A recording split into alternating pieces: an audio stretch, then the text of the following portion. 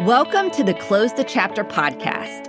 I am Kristen Boyce, a licensed marriage and family therapist with a private practice, Pathways to Healing Counseling.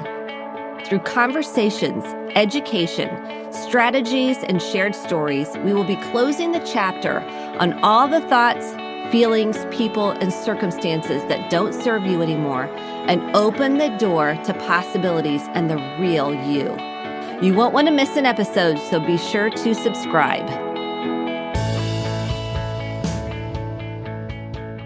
Welcome to this week's Close the Chapter podcast. Thank you so much for being here. I am truly grateful for you taking the time to listen to each episode and would love to hear what you want more of in future episodes. And I want you to be able to get the free journal at Kristen, Kristen, D Boyce, BOICE.com/free resources. And you will also get the weekly newsletter, which you'll definitely want to grab because I have announcements in there. Also, lots of helpful information on how to deal with anxiety, depression, relationship challenges, PTSD, trauma. So feel free to join the list. I would love to have you a member of our community. And I'm excited about this week's episode because I have a dear friend, Elizabeth White, who joined us for Mental Health Monday. What is Mental Health Monday? I do that once a month with the mayor of the town I live in, the city of Noblesville in Indiana. And he has been known now as the mental health mayor. We started Mental Health Mondays about 3 years ago. And Elizabeth is the team clinician for the Indianapolis Colts, the NFL team here in the city. And it was a fascinating conversation on sports and mental health and things we might not think about with professional athletes. It's very helpful information and another way to think about mental health in sports. So if you have someone that plays sports, a kid, a teenager, someone in college, or a partner, or you play sports, I highly recommend this episode. And I don't play sports, and I was very intrigued by everything Elizabeth says. Elizabeth and I graduated from the same program, and we have kept in touch over the years. She is an excellent clinician. She owns a counseling practice in Indianapolis called The Well. I definitely want to have her on the show again, but this is our conversation that we had for Mental Health Monday, and I hope you enjoy it. Thank you for joining us for another March version of Mental Health Monday. Kristen, I was just trying to throw as many M words in there as humanly possible to make that alliteration work. But we are so honored today to switch things up a little bit, bring on a new fresh face to talk about mental health in the sports arena, which I love, especially with March Madness. Honestly, as a lot of sports fans probably need some mental health, there might be a lot of mental health that's needed around sports. So I'm going to introduce my good friend, Kristen Boyce, the owner of Pathways to Healing Counseling here in Noblesville, who has graciously for the past 3 years walked us through mental health sessions here on Mental Health Monday, and allow Kristen to introduce our guest speaker. Yes, Mental Health Monday with March Madness. Woo, man. Woo, we are really hitting on all cylinders today. So that's exciting. Good. So I am so thrilled beyond to have my dear friend, Elizabeth White. She is a licensed mental health counselor, addictions counselor, school counselor. The credentials are endless, fellow EMDR trained therapist. She owns The Well. She is also the team clinician for the Indianapolis Colts, and she is a wealth of information, depth of knowledge, and here on a mission to make an impact in mental health in the sports arena. And she speaks and does consulting for many corporations on diversity and inclusion, among other things, including mental health strategies and wellness programs. So Elizabeth, welcome to Mental Health Monday. Yay! Thank you for having me. I'm so excited to be with you guys. Mayor Jensen, so nice to meet you. To meet you. And Kristen, you know I adore you. Oh, I'm so thankful you're here to talk about sports and mental health. Before we get started, we start every session with deep breathing. So we do square breathing. So let's get started. We'll do 2 deep breaths. I recommend this anytime you're stressed during the day to reset the nervous system and calm and get more clarity in the moment. So feet on the floor, we'll do 2 breaths together. Kind of get comfortable in your seat, or if you're standing, feel your feet on the floor. A big deep inhale through your nose. And we're going to inhale for 4, hold the breath for 4, and slowly exhale out your mouth for 8. So let's do it together. Big deep inhale. And release.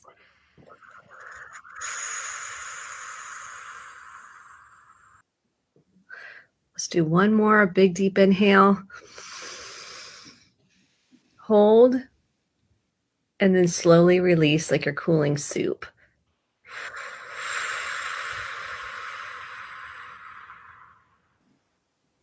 Just kind of resets the nervous system. And I recommend doing this every hour throughout your day. So when you're really feeling that heightened level of overwhelm and anxiety, you know what to do. It's cueing the brain. The brain goes, oh, I need to take those deep breaths to help myself recenter and calm down. I love it. Kristen, I'll let you fire away, and I'll be here for comic relief throughout the conversation. I thought we'd jump in and just talk about kind of the state of the union with sports and mental health. What are you seeing, not only with the Colts, but just in general, with an emphasis on mental and emotional wellness?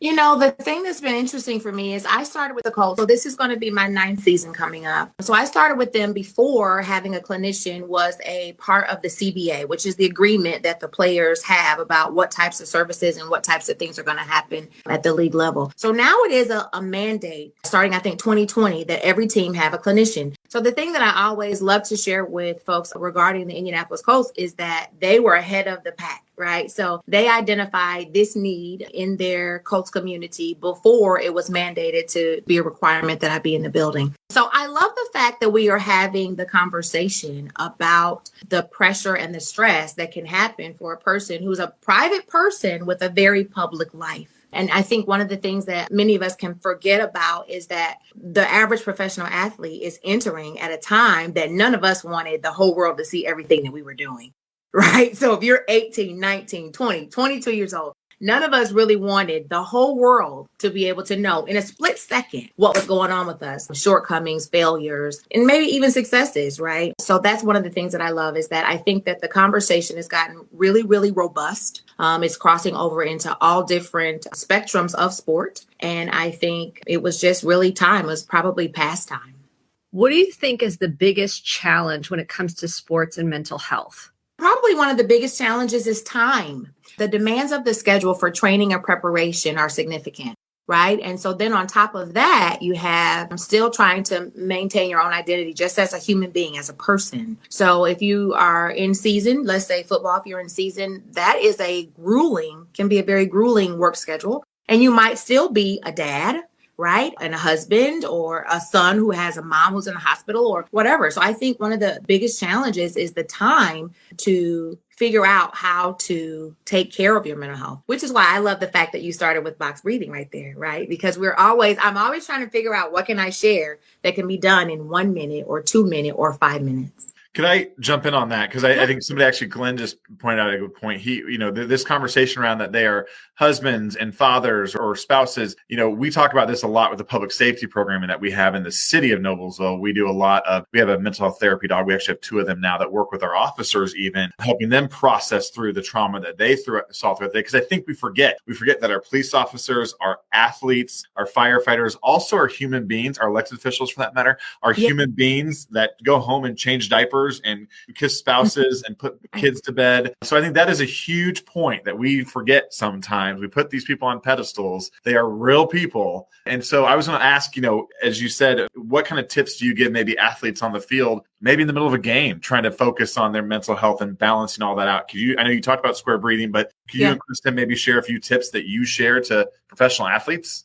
Sure. One of the partnerships that the NFL has is with Headspace. And so I encourage all of our guys to download Headspace. And we will definitely work on sleeping before the game, sleeping the night after the game. Many people think about the preparation for the game, but it's also life after the game, whether you're managing an injury or whether you're not happy with the outcome, right? So we'll encourage our guys to use the interventions that are on there. One of the other ones we do is the 2x4. So I talk to guys early in the season about 2 things they can do in 2 minutes, 2 hours, 2 days, or 2 weeks. So we're always trying to have this conversation about making mental health hygienic. Doing something every single day for your mental health is just like as important as brushing your teeth every single day. And we would never, ever go outside without brushing. My kids brushing our would. teeth, right? So we have to have this conversation about mental health being a part of that. For players, I stole this from another clinician. I wish I knew who it was. I don't remember right now, but I read this about flushing it. So I've used that with my players, that if you've gone out and a play has not gone the way you wanted, then you got to flush it like the toilet. Like, we're not trying to examine it. We're not trying to figure out what's going on. We're like, okay, I'm done with that and on to the next thing. So that mindfulness piece about staying with the next play, staying present in the current play, and when that one's over, moving on to the next one, is something that players will definitely talk about during a game. How about shame in professional athletes and just athletes in general? Like, I messed up the game. I lost the winning point. I didn't get the touchdown, didn't make the pass, didn't whatever. What are some of the advice you give on shame and working through that? The conversation that we have about that is just that we always win and lose as a team. Nothing is going to really come. I mean, if we watch it and say it comes down to one play, but it really isn't one play. It's really this whole entire 40 minutes, 50 minutes, whatever game you're playing in, that determines whether or not there's a win or a loss. And so I think a lot of that is really just preparing players before the game, that they only have the opportunity to make the best decision at the time. And whatever happens after that, we're just going to let it go. I don't really find that players get stuck there often because, again, you don't have time. If you think about a game on Sunday, we're going to come in and debrief on Monday. We're back at it by Wednesday for the next week. So one of the things that really is the most important is the ability to be resilient. And that's probably where I spend more of my conversation, which is in that ability to develop the skill to bounce back, because of the fact that we don't really have enough time. If we stay lost in that bad play on Sunday, we're going to spend time that we need to be preparing for the next game, which is only 7 days away. Talk to me about addictions with athletes. We see some of the big athletes at times, they have an alcohol problem, a drug addiction, gambling. Talk to me about what you see and how you help people work through that piece. Fortunately, I haven't really had to do a lot of work in that vein. Just maybe it hasn't just been something that we've had to face significantly. I can say that the NFL does have a substance use and abuse disorder program that I think is helpful. And, now probably one of the major conversations is around ways to unwind because cannabis is making its rounds, in several of states about whether or not it is something that can be used to, recreationally. But I'm trying to think if there's anything. I really haven't had to have a lot of experience with substance use and abuse for us, which is, fingers crossed, it's been great. I'm trying to think about other players and other things that I've seen. It's just that the NFL does have a great program for that. Could you talk a little bit about, Kristen mentioned shame. Yeah. Can you talk a little bit about fame? I'm just kind of sticking, I think there's a lot of people who glamorize the lifestyle of an NFL player or professional athlete. I imagine there's a lot of downsides with that as well. And what are you seeing, and how do you kind of approach the fame conversation with your clients? Yeah. That's the one thing I love about being in the Midwest. It's one of the things I like about Indiana. I think that we really do know how to stay pretty grounded around these parts, which has been fortunate for me. If we were in LA or Las Vegas, that might be a different conversation, just because life is very different in those parts of the country, or can be very different in those parts of the country. What I like to share about, there is this probably big space between what people perceive this life to be and what it really is. Part of that is, many people think that every single day is just this jetting around, having this personal driver and this housekeeper or whatever. But the truth is that we have very typical human beings who are working a very public job. We have conversations around how to manage finances. And some of those conversations are on how to say no and how to set healthy boundaries, right? Because people generally think that professional athletes are making a lot more money than they really are. You're going to have your huge contracts, your Tom Brady, your Aaron Rodgers, you're going to have those types of contracts. But the average player has a whole lot of people that are looking to take some money out of that check. And then there's always the cost of living. And many players are bi-coastal. They might be here during certain parts of the year and other places at the other times of the year. And so that can be expensive as well. As far as managing fame, I think it's just developing your identity, making sure that you know who you are as a person, what's important to you, and then also being able to say no when that's appropriate too. But I bring up again that remember now, the average person that's entering this field is probably like 22 years old. So knowing who you are at 22 still comes with its own challenges. We all know the brain is still developing until 25, right? So your ability to count up consequences and your ability to, make what we might think is the best decision is still going to be hampered because your brain is not even there yet. So I'm always working on, hey, how do you get to be the man that you want to be on the field and off the field? But they're still in a very, very prime stage of development. I think that's probably one of the things that shocked me the most this morning is thinking about that, I don't think we realize not only are they human beings, that they're coming into this at a very still emotionally maturing stage of life and trying to walk through that. That would be incredible. Glenn had a question that was really great. What are the greatest mental blocks you find with your athletes? Yeah, it's probably performance. Just, am I good enough? I think that's one of the things that people don't know is that every single week there really is a competition for your job. That's really the truth. You can be benched at any point. There's a reason why there's a depth chart, right? Like we're predicting that this person is playing, is going to start this week, but there's a reason why the depth chart changes every week because somebody might not be starting from week to week. So the pressure that can happen for a person who really is maybe on the bubble about whether or not they're going to be starting or whether or not they're going to be able to, how many reps they're going to have in a game can definitely be one of the mental challenges that a player might face. I just don't want think about that. Every single week you're trying to figure, are you going to be the mayor next week? Luckily, I do a 4-year cycle, not an every week cycle. So, compared to the weekly cycle, that 4 years looks pretty good. Yeah. And so I'm not sure how other sports do it necessarily because I don't have any clients now in the NBA. So I'm not exactly sure. But for football, it can definitely be that way. So there's a lot of pressure about, am I performing well? And, am I going to keep my spot?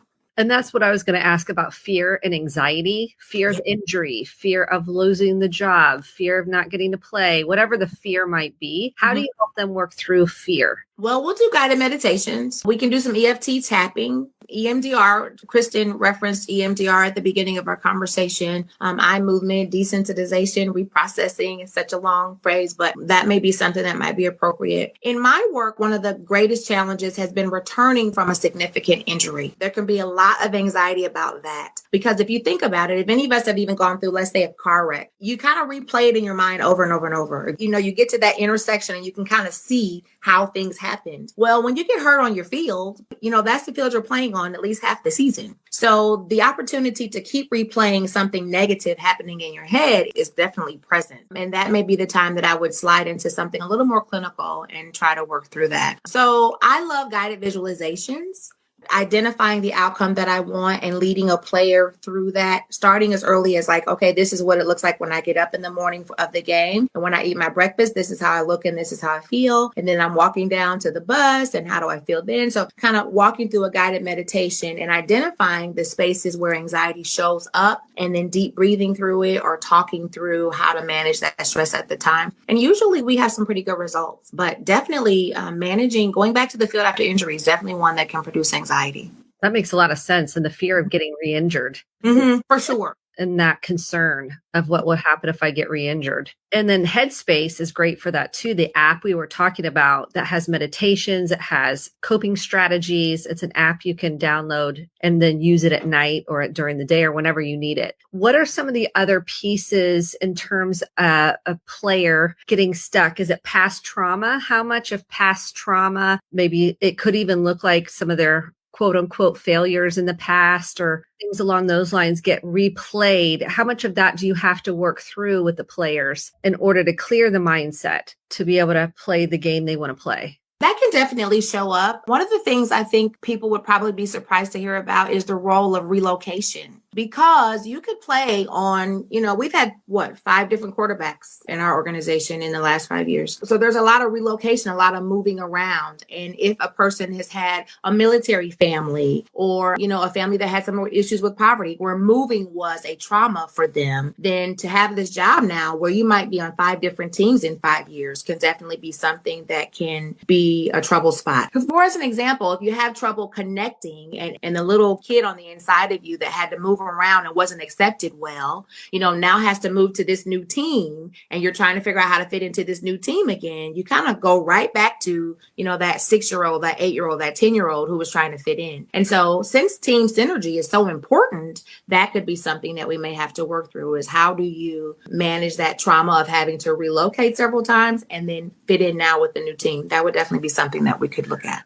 Well, something I've thought about too, not only just the player relocating, but some of them have young families that you're picking up and moving. I think about I have 4 little kids, and my actions in this job and down the road, and that weighs on my mind heavily throughout every single day of my life. I would imagine that would be a whole nother layer of anxiety into a player. Yes, because you don't want to have to uproot your kids. And the other part about it is, do you want to live separately from them too, right? Because you do have like the opportunity for mid-season trades or all those kinds of things. And so it is a big decision when those kinds of transitions happen. And then let's be clear, it also affects the other staff too. So coaches also are moving around quite a bit, as well as other support staff people can do too. So that definitely could be one trauma that could affect a player.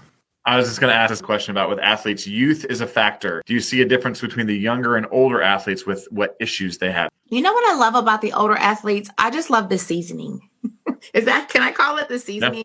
Yeah. It is the confidence. It is the ability to communicate that we're going to be okay. It is that I've lived through a lot of things. I've seen things. And so this is how we got through that. And this is how you can get through that. So I think, that's just something that comes with life experience. And I've seen it be very, very helpful for younger players to be able to be around the older players who just had the opportunity to see that bounce back. One of my favorite types of players to work with is one that wasn't a draft pick necessarily, because they know and have had to develop that resilience, right? To find their place on the team and to be a significant contributor. And I love being able to work with players who didn't have necessarily the ease of transitioning to this lifestyle and this career. So that's definitely one of the things. As far as younger players are concerned, I think the role of social media probably affects younger players a bit more because they've had the opportunity to have it be present from their mama's wombs now, to today. And that definitely can change things. So I encourage players many times to take it easy on social media, or to disconnect, or to choose maybe one platform versus 2 or 3 platforms that they like to peruse and frequent,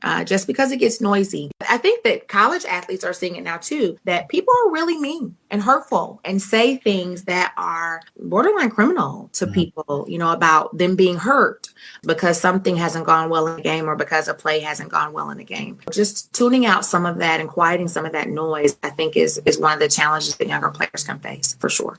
One of the things I think is important too, and I know we have another question, is relationships, marriages, relationships, and how those are impacted by being a professional athlete or just an athlete in general. Because I can imagine that's a big part of being a professional athlete.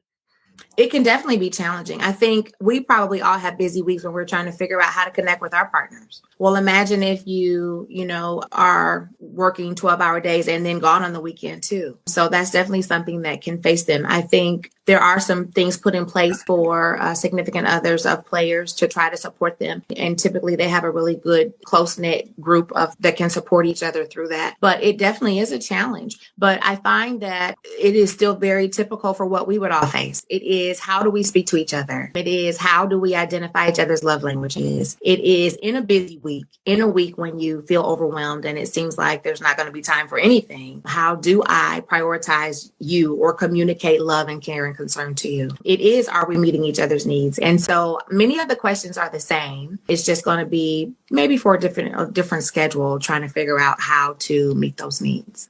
So what do you find the difference mentally between players that become successful versus maybe those who fall a bit short?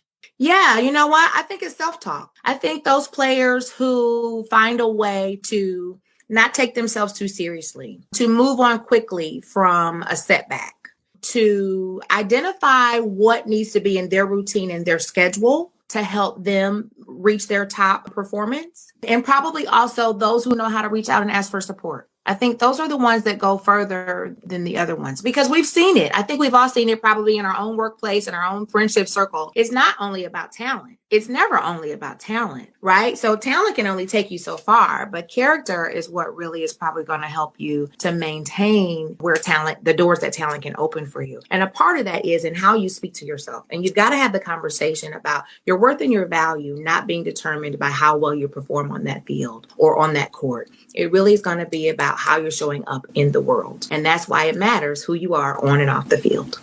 That's so true. So good. That was like the fastest half an hour of my life, Kristen. I know. I have to have a part two because I wanted to get to diversity and inclusion too. We didn't. So that'll be. Maybe you have to come back, Elizabeth. Yeah, maybe you could come back, Elizabeth, because that was wonderful. And I think this is a very appropriate conversation on a day that I think I read last night that the cast of Ted Lasso is going to be at the White House today with President Biden talking about mental health. Yes, it was just because I love that show, by the way. It's awesome. And it has very much to do with what we're talking about today with professional athletes and mental health. So they're at the White House today with the president talking about mental health. So this just all came together so beautifully. Elizabeth, thank you so much. If it's okay, we may book you again maybe later this summer. We can continue this conversation. Thanks to the Colts and again for leaning in on this topic. It is so important. Kristen, if there's anywhere people need to turn to right now, they're having some mental challenges. Where do they go?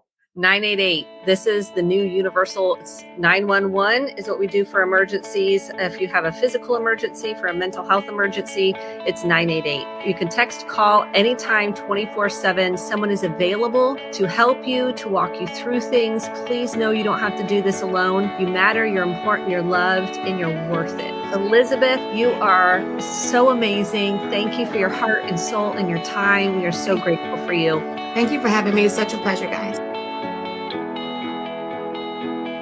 Thank you so much for listening to the Close the Chapter podcast. My hope is that you took home some actionable steps along with motivation, inspiration, and hope for making sustainable change in your life. If you enjoyed this episode, click the subscribe button to be sure to get the updated episodes every week and share with a friend or a family member. For more information about how to get connected, visit Kristen, KRISTEN, DBoice, BOICE.com. Thanks and have a great day.